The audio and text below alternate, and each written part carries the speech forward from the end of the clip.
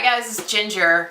I am bringing you my second video about some of my favorite movies. These are going to all be movies that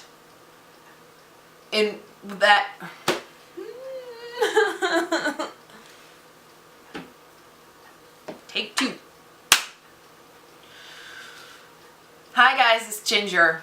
I'm bringing you the second video of movies, my favorite movies. This edition is going to be movies that all have either music themed or music plays an important role in the film. So let's get started. First is, I really like this movie. It's really good movie. It's called Mr. Holland's Opus. It's got Richard Dreyfuss. It's got Olympia Dukakis. It's got a bunch of really great people in it. And it follows, if I'm not mistaken, the movie starts in the early 60s and follows Mr. Holland, who aspires to be a great composer, and sort of settles for taking a job as a music teacher at a public high school. Not realizing until some, 40 years later, 30 or 40 years later, the huge difference that he made in all his students' lives. So it spans several decades. It's a really good film.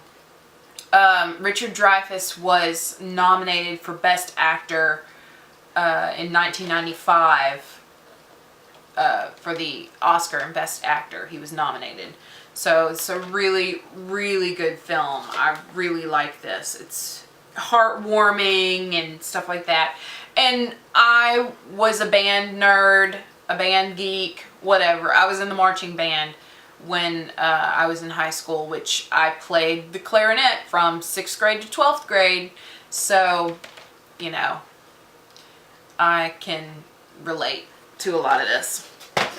Next is two movies that are not necessarily directly have to do with music, but whose soundtracks had a major impact, and that is, they're both John Hughes films, and one of them's The Breakfast Club and the other one is Pretty in Pink.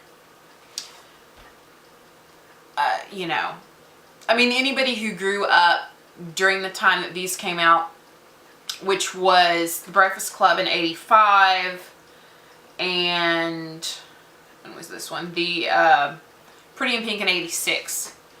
These were some of the Brat Pack movies of that time period. Even John Hughes had said that the soundtrack and the music was a very important part of his filmmaking process. So, of course, The Breakfast Club, if you don't know, if you've been living under a rock, is about a group of kids who have to go to Saturday detention and get into all kinds of misadventures in the school, and learn about each other and all that kind of stuff. So check this one out. And then Pretty in Pink is about a girl from the wrong side of the tracks who falls for Pretty in Pink is about a girl who, that's my food, sorry. Pretty in Pink is about a girl who is from the wrong side of the tracks, who falls for a boy who's from the right side of the tracks, and neither one of their friends on either side are happy about it. So that's what it's about. You know, both of these, I mean, John Hughes was huge when I was growing up, so love these movies. Next is, I I love it. Almost Famous. It's so good, and this is a director's edition that I have here that has 2 DVDs, a bootleg cut, and which I guess would be considered a director's cut, and then the original theatrical version, and then it also has a CD of music played by the fictional band in this movie, which is called Stillwater. And you know, as some of you may know, I was a reporter for a long time. I actually aspired to be a music journalist. It didn't work out that way. I ended up being in hard news kind of stuff, which really wasn't my scene. But this is one of the reasons why I love this movie so much. It's about this young man who is a writer and ends up being asked by Rolling Stone to go on tour with this band that is about to hit. And this takes place in the 70s, in like the late 70s. And this was written and directed by Cameron Crowe, who also did Jerry Maguire and stuff like that. But this film is loosely based on his experiences because he was one of the youngest reporters to ever work for Rolling Stone. And it's a very interesting coming-of-age movie. It's got fantastic music, and Cameron Crowe was married to Nancy Wilson of the band Heart, which was huge in the 70s and huge in the 80s and huge in the early 90s, and they're still out there road dogging it all the time, playing shows. He was married to her at the time. They're now divorced, but she wrote I think most, if not all, of the original music, a lot of the music that the fictional band played in this. And I mean, it was perfect because she, you know, their Heart's music was of that time. So she was able to write music that sounded like that time. And I just love this movie. And then another movie is Dazed and Confused. Love this movie too. While the music isn't necessarily something that the characters address, it is a big part of the movie. This movie also takes place in the 70s. Somewhere near Austin, Texas. And this was actually filmed up in that area. This movie came out in 1993, so a lot of the people who were in this movie were just at the beginning of their careers or had not quite been discovered. And I mean, we're talking about Ben Affleck, we're talking about Matthew McConaughey. You know, there were a lot of people in this movie who are now insanely famous. And it's such a good movie. It's about the last day of school in 1976. It's just, it's like, you know, teenagers wanting to have a good time, celebrate the end of school. It's got some kick-ass music in it. You need to check it out. I mean, it's probably not for your little kids because people are drinking beer and doing drugs in the movie, but dude, it was the 70s, so. The next one is Walk the Line with Joaquin Phoenix and Reese Witherspoon. I love Johnny Cash. Love Johnny Cash. This is an amazing film. You've probably been living under a rock if you haven't seen it yet. So good. The music was so good. The actors recorded the music, so they weren't, you know, trying to be like, you know, what am I trying to say? I have no idea. Anyway, they recorded the music themselves, so what you hear is actually how the actors sound. It was so good. And I think Reese Witherspoon won the, I guess I could take this sleeve off so there's not a big price tag in front of her head. I believe Reese Witherspoon won the Academy Award for her portrayal of June Carter Cash. It's so good. It, you know,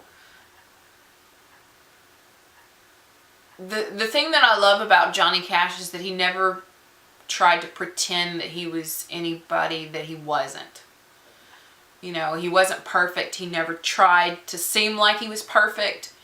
And this is so good. And I believe that that a lot of this was based on his autobiography, Cash by Johnny Cash.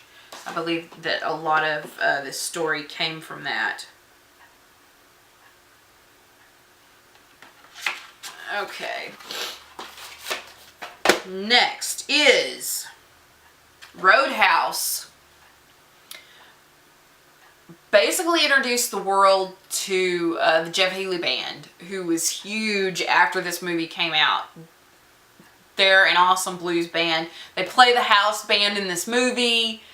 Music is a big deal in this movie. I mean, it's a great action movie. I mean, Patrick Swayze and Sam Elliott, you gotta love it. And something I never realized until I watched this movie years ago, Patrick Swayze was not a great big old burly guy. I had no idea.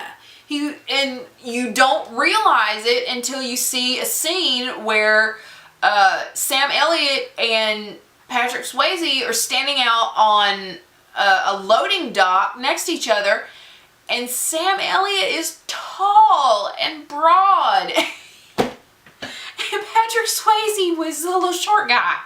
I had no idea. Anyway, so this came out in, when was this? This was 1989 that this came out. It's such a good movie. It's one of my favorites of Patrick Swayze. He's so good in it. Another one is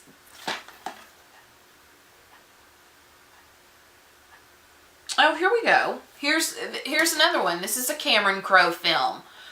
Say Anything. And music plays a huge part in this movie. I mean, come on. Peter Gabriel's, I mean, you can see, this was from The Scene. Peter Gabriel's In Your Eyes. I mean, it probably was a hit before this movie came out, but then it just skyrocketed after this movie came out, because it was played in one of the pivotal scenes. And it's just about, you know, this girl who is, she's really smart, really ambitious. She ends up falling for this guy who, you know, wants to be a kickboxer, and nobody really knows what to think about it. And it's just about, it's a great little love story, and music is huge in it because Cameron Crowe is the director, and he has a music journalism background. So check this out. It's such a good movie. It's got some really funny stuff in there too. And last but certainly not least is Footloose, with Kevin Bacon, the original Footloose, with Kevin Bacon and Laurie Singer and Diane West and John Lithgow. Such a good movie. Has awesome soundtrack with Kenny Loggins and Bonnie Tyler, and oh, it's so good. And this came out in 1984. It's so good. It makes you want to dance. You gotta check out this one. It's the original. I've seen the new one that came out a couple of years ago, and it's alright. It was okay, but you need to check out the original. Sarah Jessica Parker's in it. too. She's not in a lot of scenes. She's like a secondary character, but she's in it, dude. So check it out. Our Sarah Jessica Parker before she was fashionista. Looking all small town with curly hair.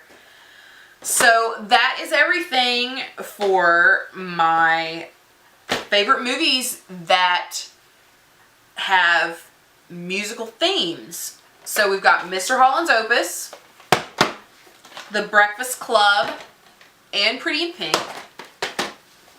Almost Famous, Walk the Line, Dazed and Confused, Roadhouse, Say Anything, and Footloose. Go check them out. Let me know if there are any other videos that you like that are kind of musical themed. I know there's a lot more. These just happen to be the ones that I own. So give me a thumbs up. Don't forget to visit my website with my new blog. I'll put the website address right here, but it is www.gingersjolander.com. That is GingerSjolander.com. I know you're like, could it be any longer? But hey, it's a Swedish last name. What can I do? And give me a thumbs up. Share this with your friends and your family. Don't forget to like this video. And I will see you next time. Bye.